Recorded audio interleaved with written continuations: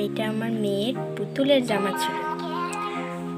ও একটা পুতুল, তারও আবার একটা বড় পুতুল ছিল, তার এটা জামা ছিল। ও তো পুরো ছিঁড়ে 12টা বাজিয়ে দিয়েছে। সেটা দিয়ে আমি চেষ্টা করছি 13টা বাজানো, দেখি কতদূর কী করতে পারি।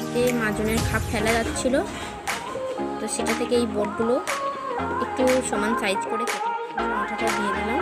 এর উপরে কাপড়টা যেভাবে মুড়ে লাগাবো, দুটো সমান করে কাট করে নিয়েছি।